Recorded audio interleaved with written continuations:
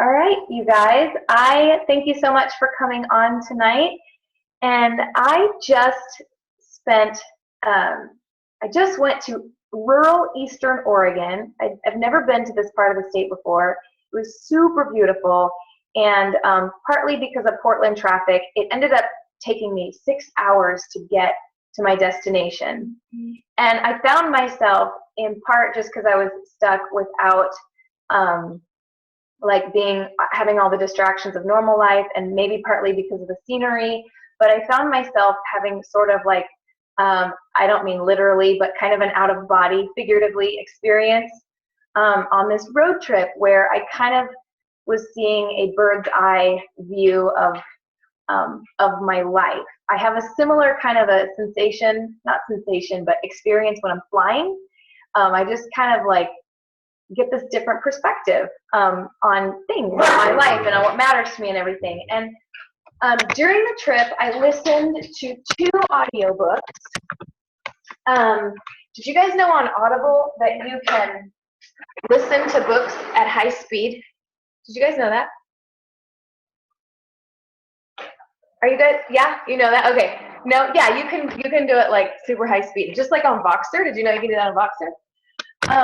So I was like, okay, I have this road trip and I want to listen to these 2 books, and so I'm going to speed it up as fast as I can and still understand the content. So I listened to Go for No, which was awesome.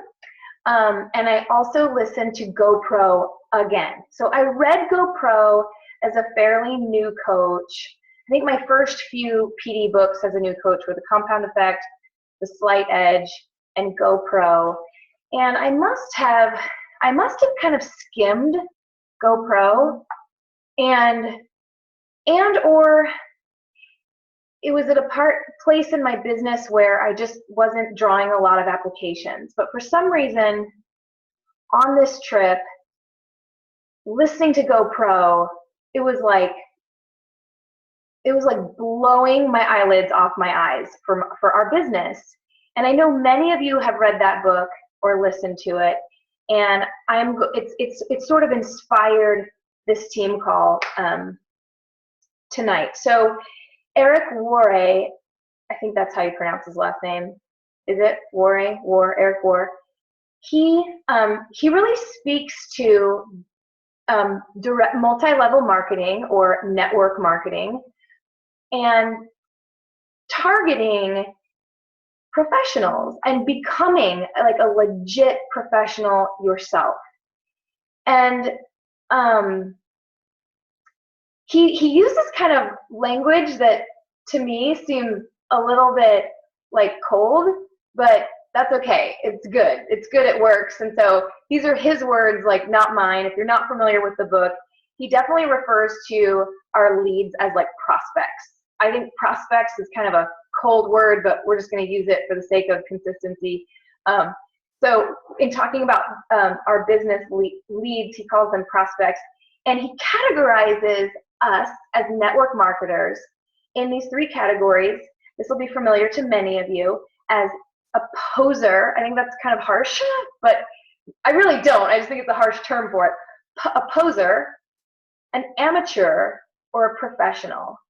And obviously, if you're on this team call tonight, it's because you desire to be a professional network marketer, So in terms of prospecting or inviting, in increasing our team, in recruiting and prospecting, posers make a small list of, when they enroll and when they sign up, they make a small list of people that they know, and their friends and their family, and they really hope they're going to get lucky. Like they really hope they're going to get lucky, and some people are going to sign up, and maybe some will.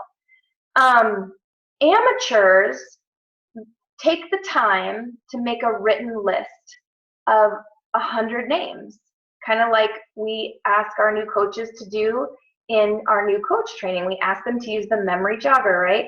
So an amateur will make a list. They'll write it down. They'll take the time to do that. But as that list starts to get shorter, their anxiety level increases because they're like, oh no, my list is just getting shorter, and I hope I get lucky. Like I hope some people bite.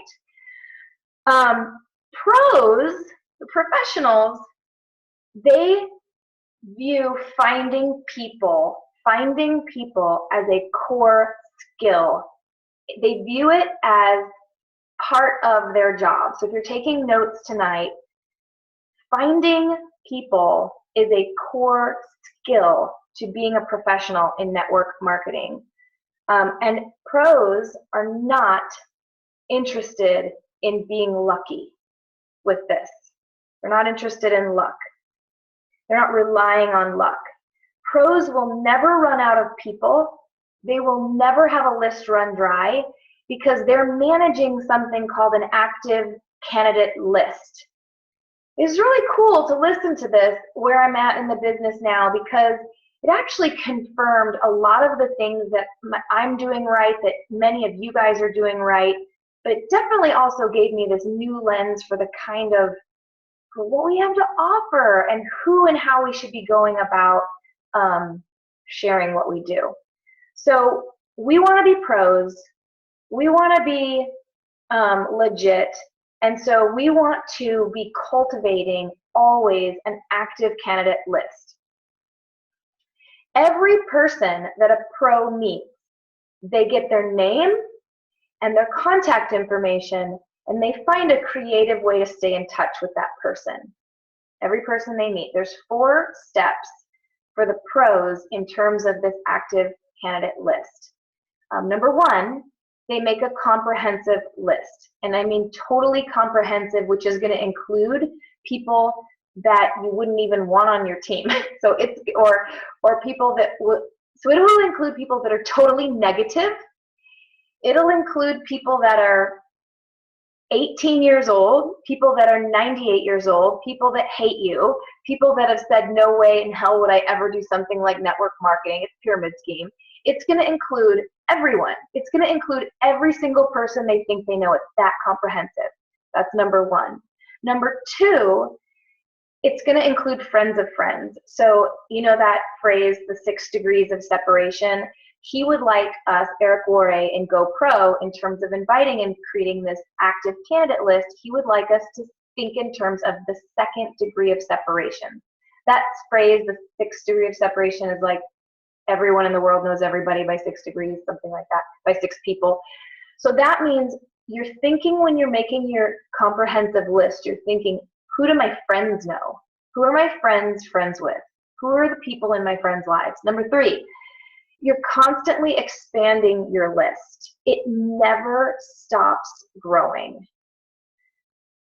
The pros add 2 people a day, which equals 600 a year, which equals 3,000 in 5 years.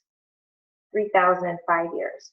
I've recently heard from a couple of different business sources that the magic in network marketing takes off around year 4, which is the case for me around year 4. I think that I'm starting to see that neck of the hockey stick, that bell curve in the compound effect. And so 2 a day, 600 a year, 3,000 in 5 years. And they're people that you actually have a reason to stay connected with and in contact with. Posers and amateurs go through their day not seeing people, like not seeing them through these lenses.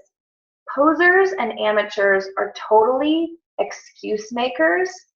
They blame their circumstances, they blame their upline, and the opposite of blame is total ownership. I remember when Bobby read this book, he literally called me. Okay, Bobby, unmute yourself and tell them what you said to me. I released you from any responsibility related to my success. And I told you that I acknowledge that any success or any failure that I have is my own, and that I would never blame you for it. And I would never also acknowledge you for my success either. It's all mine if I get it. But yeah, that you owed me, you were not obligated to do anything for me, and that it was all up to me. Yeah, That was awesome. Like, he read that book and he took full ownership, and that is what I hope and want for all of you, and what I have done for myself in the business too, is take full ownership. I don't need an upline. I don't need someone to show me how. I don't need someone to recognize me, even though it feels good and I want it and I crave it. I don't need it. I take ownership. And number 4, so number 1, they make a majorly comprehensive list that includes everyone, even people that don't like them. Number 2, they're looking for that second degree of separation. Who do their friends know? Number 3, their list never, ever, ever, ever stops growing. It's hopefully growing by 2 a day. That's what the pros do, and we want to be pros. And 4, which I'm getting to right now, they network on purpose. So they're just deliberate, and they might join a book club. They might join stroller strides. They might join, like, I don't know, homeschooling network, or whatever your interests are. You join something extra.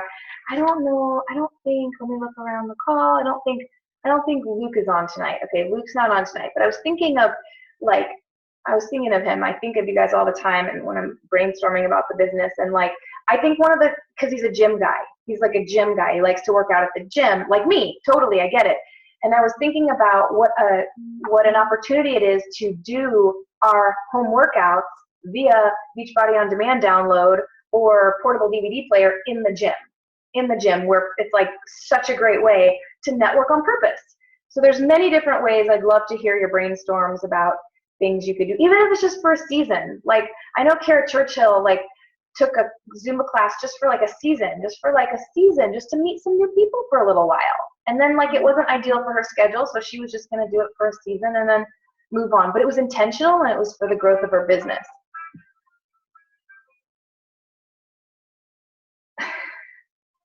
That was Danielle Mayo. Danielle, I'm on the team call. Sorry, it was funny. Sorry, I didn't mute my phone. Sorry, Danielle, when you're watching the replay. She does watch the replay every single week. Okay. Now that we have a massive prospect list, okay, I'm moving on. How do we actually go about the business of inviting? And Eric Worre says that's the quote-unquote gateway skill. If we ever want to be successful network marketers, we have to learn how to actually invite. Like, what good is a list, no matter how great and ever growing and evergreen as it may be, if we don't figure out the skill of how to invite? So let me start with this that really impacted me, that reputation and influence have nothing to do with it. So that's a major misconception that the posers and the amateurs love. Posers and amateurs love to blame, right? Because that's the opposite of ownership. And so that's a common thought, is like, well, if I only had more reputation and influence, I would do better. And Eric Worre, he had zero respect in his community, he says. He was bouncing around with $5 to $10 an hour jobs. He was broke. His friends were broke. He was literally living with his mom and dad as a young man. And he said he had no cred, no reputation, no influence when he started. And I was thinking about Amy Silverman, you guys. I mean, incredible, amazing top coach that so many of us love and, look at. And do you guys think that she had a lot of reputation and influence going for her as a waitress who was overweight, struggled with weight, struggled with addiction? Do you guys think she had a lot of great, effective reputation and influence in her community? No. So that's just a misconception. Let it go. It doesn't matter who you are or what your circumstances are.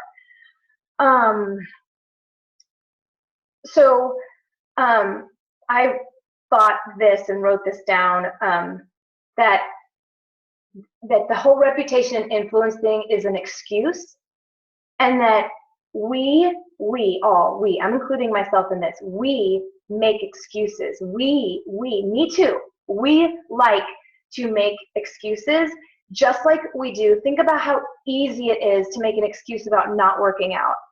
I remember teaching a cycle class, and this door to our studio is, Leslie's probably heard me say this in class, the door to the cycle studio has an automatic lock on it. So when someone comes late to class, I have to get off my bike, run over in my cycle shoes, and it's hard to run in cycle shoes without falling, run over to the door and open it so they can get in.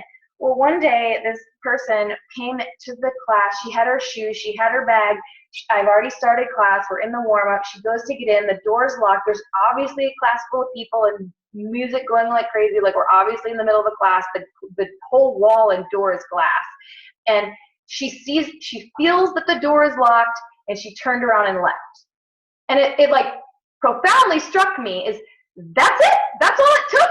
Lady, you came here, you got your cycle shoes, you walked all the way here into the studio, and that's all it took for you to decide you're gonna leave? Like, that's it? That's classic. Like, there's always a reason not to work out. There's always an excuse readily available to not work out. And there's always an excuse similarly with our business. And so why do we make excuses? Because what if we fail? We want to have a good reason to our own self and to the people that know that we're in this for our failure. And it's actually the act of making excuses that prevents us from getting success. And okay, so let me move on. Eric Worre started his network marketing career as what he called a hunter, with a some will, some won't, so what attitude. So like, he hunted people looking for mass numbers, thinking if he kept pursuing masses, some would join him. And he started to really study successful network marketers, and he quickly learned that when people feel hunted, they avoid you. And the few people you might successfully recruit with that style, they're gonna teach those same, they're gonna recruit with the similar style, and so they will fail. And so he learned that the successful network marketers had more of a farming mentality, more of a seed planting mentality, and their goals were primarily to simply educate people. So that, as a professional, should be, in terms of inviting, our singular most goal is educating people. So 3 tips about what the farmers and the professional networkers do in terms of educating people. Number 1, they build relationships and they offer common sense solutions. They do not pitch their products, but they invite when the timing is right. Number 2, they use a tool. And a tool can be something like our webinar that invites to the business. It could be your own. It doesn't need to be my webinar. It can be your own. It can be your own tool, or our team's tool, whatever you want. It can be a sample of Shakeology, a tool, a physical tool. It could be one of our events, like a Super Saturday. It can be a challenge group, but they're using a tool. Number 2. Number 3, and this will apply especially to those of you that are more advanced in your team building. And it applies that to even, like, it's what Carl Deichler's doing. It's what Carl is doing with all of us. The formula that they have found success with is their ability to get a large number of people to do just a few simple things, the vital behaviors, for a long period of time. That's the formula for success. So number 1, they build relationships, they offer common sense solutions, and they don't pitch products. Number 2, they use a tool like a webinar, a sample of Shakeology, an event, a challenge group. Number 3, they have a very simple formula: get people to do something very little for a long period of time. Emotional, the emotional aspect, 4 rules. I'm almost done, you guys. I have a couple more pages to breeze through real quick, and then we'll open it up. Emotionally, number 1, emotionally detach from the outcome. And remember, As farmers and not hunters, as professionals, our only goal is to educate and help people understand.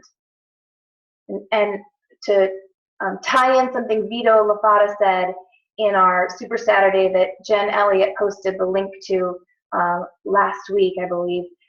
Vito says, we're looking for people that are looking for us. Or maybe that was from Jimmy's video, but I heard it last week from one of the top coaches. We're looking for people that are looking for us. Number 2, be yourself. In terms of inviting, because we get nervous and weird, we tend to like suddenly act like someone that we're not. So we just want to be ourselves. That's it. Number 3, we want to be passionate. This made me think of Leslie. Leslie was talking about inviting and being like overly exuberant, and it says, no, be exuberant, be passionate, smile even if you're on the phone, because people can actually hear a smile, your voice changes, so that people actually know when you're smiling, and it is contagious. Number 4, the last one in terms of the emotional aspect of inviting. Have a strong posture. And this convicted me, but it also confirmed how far I've come since I enrolled. I seriously, when I started, you guys, I used to seriously pitch Shakeology with this. I used to say, I know it's really expensive. Gosh, it's like a car payment, but I was almost like apologizing for the price of it. And I have totally come full circle with that because I so believe in it now. I've seen too many people's lives change, including my own. I know what it's replacing. I know its value now. So now I tell people it's an incredible value. It's just an incredible value. So my posture has become strong from, I know it's so expensive. It's like a car payment. I wonder how we can make that work. Let's think about your budget. Can you give up anything? And now I'm like, dude, you'd be crazy not to invest in yourself with this product at $4 a day. So my posture changed. So have a strong posture. We want to be ourself, but our very boldest self. Ourself, but our very most confident self. Ourself, but the strongest version of ourself when we're inviting. Almost done, you guys. Okay, there's 8 steps to inviting, and Eric Worre says it's like a muscle. It's like building a muscle. Like you literally get better and stronger and better at it in time and with practice. So the 8 steps, I'm going to read them quickly, and then I'll just break them down quickly also. Number 1, be in a hurry. Number 2, offer a compliment. Number 3, make the invite. Number 4, if I would you. I'll go over these a little bit slower in a second. Number 5, confirm for the first time. Number 6, confirm for the second time. Number 7, confirm for the third time. And number 8, get off the phone. Okay, those are the 8 steps to successful inviting with according to Eric Worre, network marketing professional of the gods, this is an 80%, like he's done the math, it's an 80% like effective rate if you do all 8 steps. Okay, be in a hurry. There's a psychological impression to being in a hurry and appearing busy. So number 1, don't say I have all day to talk to you on Monday through Thursday. I've got nothing better going on. So we want to be like, I have this time from, I have 7 o'clock on Wednesday night open, and I have on, Friday afternoon, I have my lunch hour. So be in a hurry. Pretend you're important. Just kidding. That's what I tell myself. Okay, number 2, pay a compliment. Number 2, pay a compliment. But it has to be sincere. It has to be a genuine, sincere compliment. And a genuine, sincere compliment opens the door to real communication, and it actually makes people more agreeable. Isn't that interesting? I believe it though. Man, if you guys pay me a compliment, I'll say yes. Okay, make the invite is number 3. So a couple things here. One size does not fit all in terms of inviting. There's a few different approaches, and they're not all appropriate for all people, depending especially if it's like a cold or warm market. So the direct approach should only be reserved for people that already know you and respect you, or people who have said, or people who have said they're searching for an opportunity. That's it. That's it. So the direct approach is only people who know and respect you, or they've said, I'm looking for something. Number two, the indirect approach is like, you say, hey, I want to practice talking about Shakeology, or I want to practice my webinar. Like Julie's creating a webinar right now. Aren't you, Julie? I don't know if she can hear me. Yeah? Maybe. It's on her list. It's on her short list. Not like literally right now. Like maybe after this. Okay. So like an indirect way, a direct way is she sends someone the webinar and invites them. An indirect way is she goes to someone and she's like, hey, I'm working on a webinar. Can you go over it? Can you look at it and see if I've spelled anything wrong? Is it too long? Is it too short? Can you give me some feedback? Does it look professional? So it's like kind of like, I think it's kind of sneaky. It's kind of sneaky. It's indirect. Or, hey, I'm practicing talking about Shakeology and the benefits. Can I practice on you? It's something like that. It's sly. And then thirdly, the totally super indirect way of making your invite is actually saying to someone, I know this business opportunity isn't for you, but can you look at what it is and let me know if there's anyone that you can think of that it would be a good fit for. So those are the three ways, direct, indirect, and super indirect. Okay, moving along really quickly.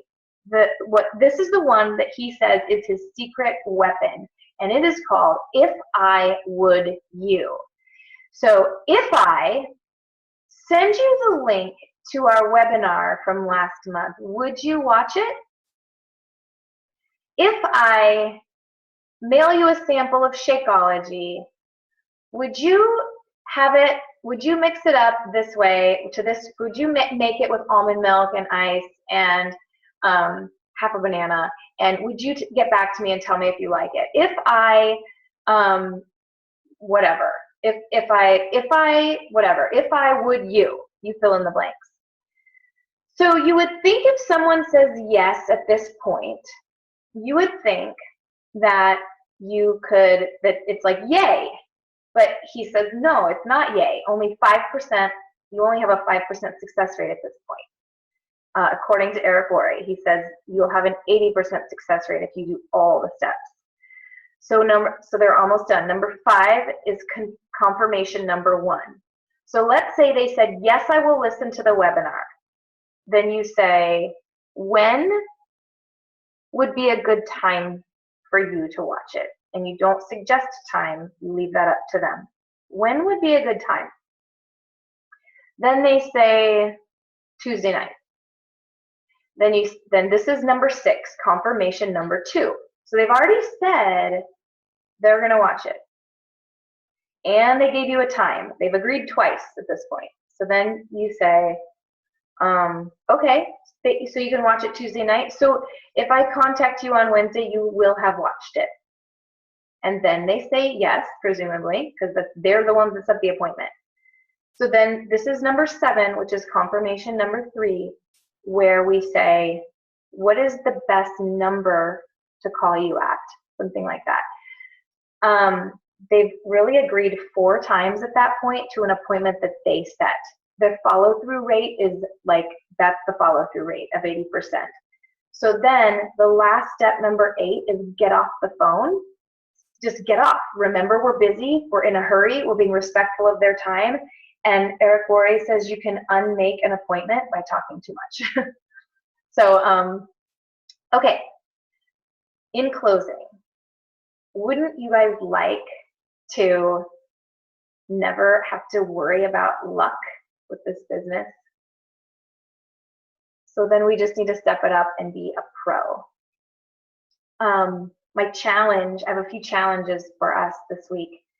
I think we need to get on the phone and in person. I forgot to say that sooner. That whole list, that whole process is meant to be on the phone, or if they are local and live in your area, in person.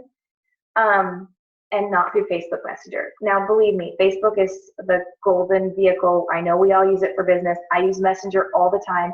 Messenger is great for building relationships, following up with people, for caring about people. It is fabulous, but it's not super professional to be inviting to a business opportunity in a Facebook message, is it? It's not. Like, think about a real legit job. Would you be invited to apply for that job in a Facebook message? So in terms of inviting, my challenge to us and myself is that we kind of get on the phone. Or if they're local, we set it, we go out for coffee or something. So that's my challenge, one of them. The other one is, if you've never read GoPro, read it or buy it on Audible. And, ask yourself, like, tonight, are you, and I know some of you are on and you're brand new and you're like, whoa, I just started. Like, I don't want to hear about this. But if you've been in for a little while and this isn't like overwhelming to you, ask yourself, am I a poser, like just relying on luck and like, I'm just going to throw spaghetti at a wall and hope it sticks and hope this thing works out? Or am I an amateur that's going to kind of try a little bit, but I'm still kind of in the, I'm not really viewing this as something that is a profession. And by profession, I'm not talking 40 hours a week job. It can still be viewed and treated like a business and as a pro, even if you're only giving it 15 minutes a day. So I don't mean time when I say treating it like a pro. So ask yourself where you fall. And that's all I've got for tonight. I have a couple of housekeeping issues to talk about before you guys jump off.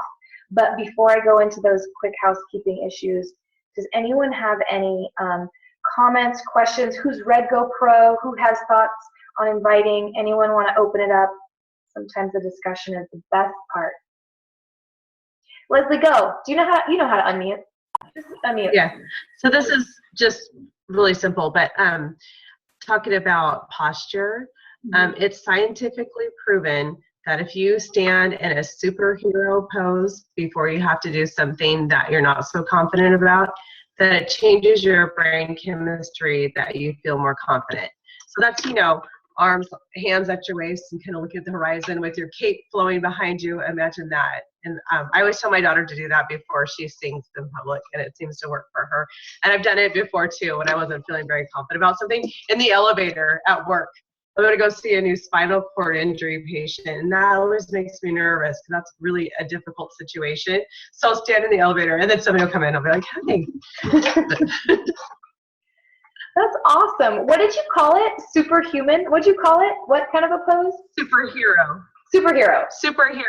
You have to imagine your cape flowing behind. I think that helps me. That's awesome. Batman. I love that.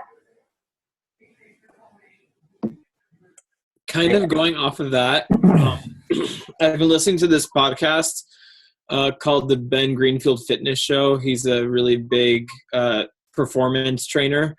And one of the things he talks about is adjusting your posture, just like Leslie was saying. And every time you walk through a doorway, to train yourself to kind of flex your muscles and like roll your shoulders back, flex your muscles, get your posture right.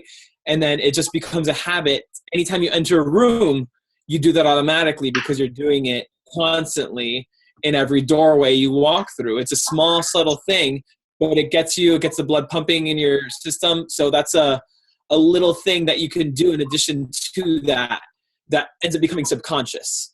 So that's something he recommended. Just kind of like flexing your biceps, squeezing your thighs, whatever makes you comfortable. But that it really adjusts your posture and it sets your mood. Just like Leslie was saying, it changes your mood. That's awesome. That's really cool.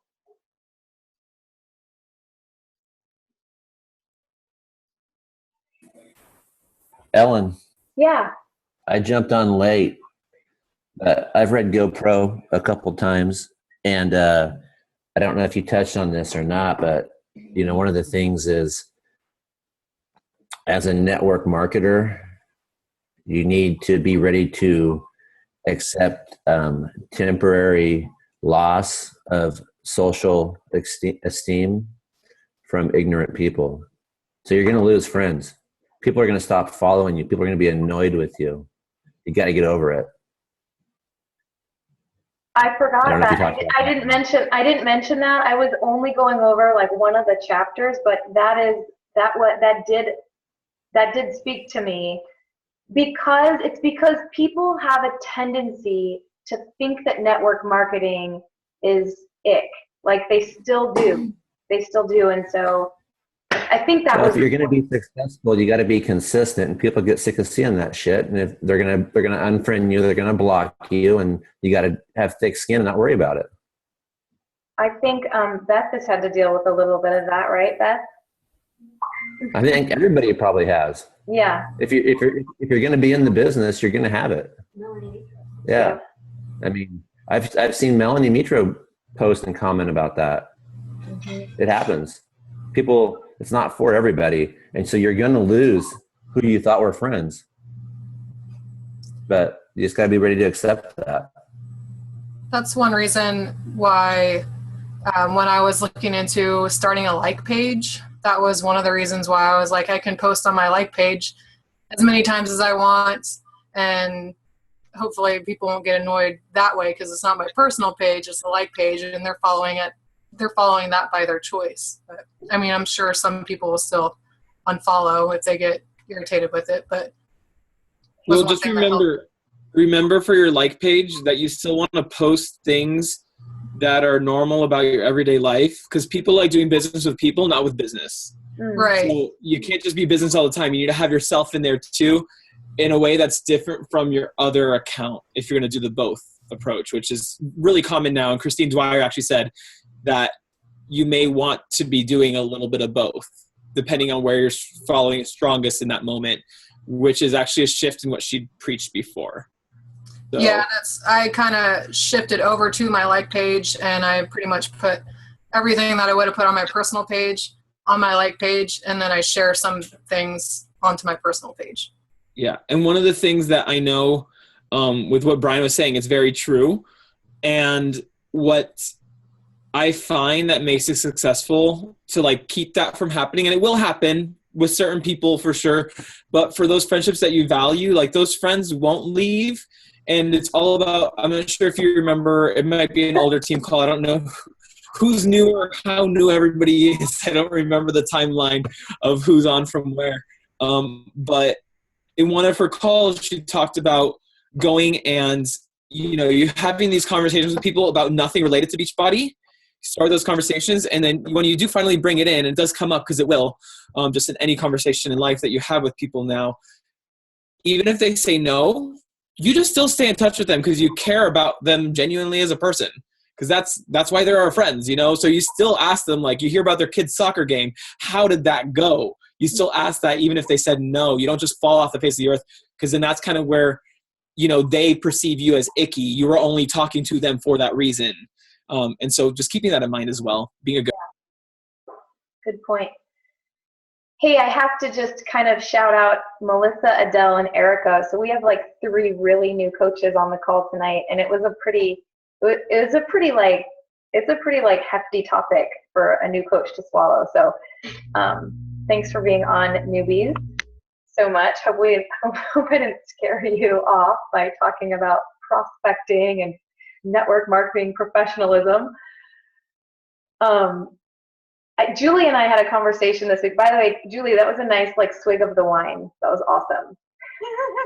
Awesome. I tried to keep it hidden. It's really good. You don't need to hide it. No.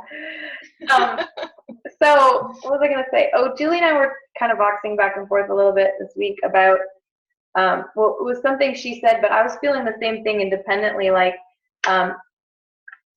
I've had a real shift of just really, really feeling confident and excited about presenting the business. Even above, and I'm not saying you need to feel this way, but I'm just sharing with you, it's been a shift because I don't know, this is really, really a real business that people who have no business skills coming in can learn how to do. It's it's blowing my mind. And I know it so well because I have no business skills coming in. And to be able to, in 4 years, learn how to run a business is an unbelievable opportunity for people. And I'm almost more confident and excited about sharing that piece with people than join the challenge group, because if they're going to become part of the business, they're going to be in challenge groups. They're going to do our products. They're going to transform. So I'm just adding that. I'm not saying you need to feel that way or always present the business, but it's something that is just, it's been really exciting lately. And Julie had the same thought, I think, and she's the one who said it to me first. I'm like, me too. How about you guys?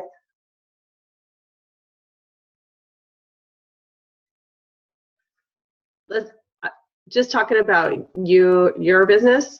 How long did it take before you quit your other job? And I can't remember what it was. Oh, it's okay. So basically, that's a really good question for me to answer in front of everybody. I wanted to quit this managing instructors position that I had that was, management is a lot of like putting out fires, even though it was group fitness and supposedly like a fun job. It really was a lot of the headaches and stuff I didn't really enjoy doing. And even though it seems like an easy job, I was like on call all the time. And I waited a really long time. I waited till I could like more than surpass the income for like a year before I let go of that. So I wanted to say, I'm glad you asked me that question, because I know some of you would like to quit your job or reduce your real job someday. And it's cool with this business because you can build it on the side. You can like keep your job, J-O-B job, and build this one on the side, for an hour a day. And in 4 or 5 years, be able to make that decision. So it's not like you have to have 2 full-time jobs to be able to replace one of them someday. You can have a full-time job, work an hour a day, and in a few years, make those changes that you want. So I was really conservative about it and really paranoid because quite honestly, like part of my story is like, anyway, my husband hasn't always been able to work. So I wanted to like be able to fully, totally provide for a family of 5 on my own, fully, for months, 6 months before I would let go of any income source. How long did it take you to do that? Like how long and how far into the business? 3 years. 3 years. Oh, but the cool thing is, you guys, since I could do that, now I've got an extra 20 hours a week that I'm working this business. So my income this year is going to be ridiculous because I can give it so much time now. Hey, I wanted to talk really quickly about, please put in the summit. I can pick a track for summit, and I want us to be together. If you're going to Coach Summit, can you, in the Team Play Hard Coach Summit Nashville, Platinum Edge, whatever it's called, Facebook group, let me know if you have an opinion. Jen Elliott did, and I like her opinion, so if no one else votes, I'm going with what she suggested. And then we have a webinar on Wednesday night. You're totally welcome to invite business prospects to it. And I will share the business, and you can share it too. At the end, we can open it up. And you also don't have to. Like, you guys totally don't have to do that. If you want to do your own way of inviting, it doesn't matter to me. It doesn't hurt my feelings.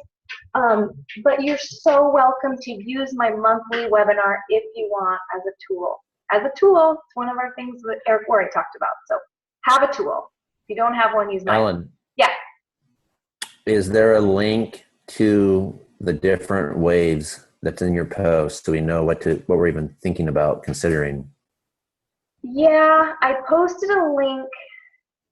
I did. It's in a video. It's a corporate video. I posted it in the comment later after I posted it. Okay, so we can just go to Diamond Group. Yeah.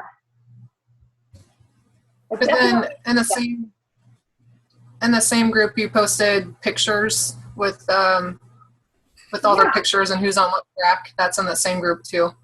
Yeah, That's what I went back and looked at. I watched the video and then I went back and looked at the pictures. yeah, that's right. I did.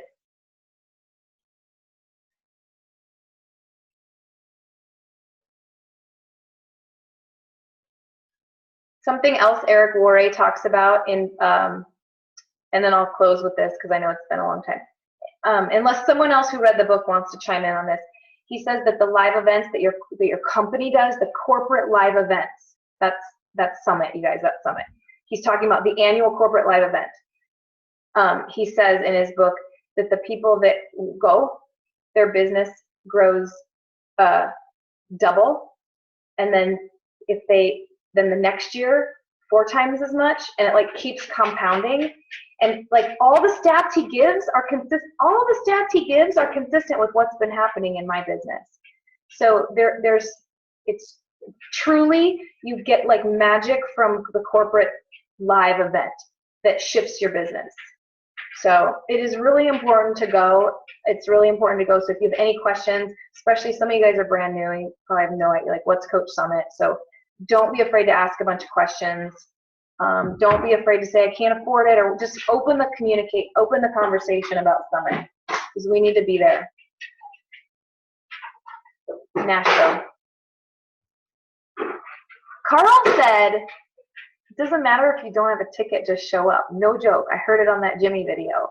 So we're going to bandit some of you. Like, no, I'm not kidding. Some of you are banditing. You're going to Nashville and you didn't get a ticket. Well, you're on the waiting list, but you're just going to sneak into the sessions. Carl said it. Carl said it.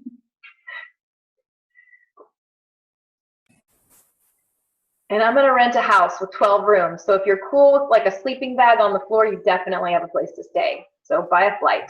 We're flying to Nashville. End of July. Is it end of July? Yeah, end of July.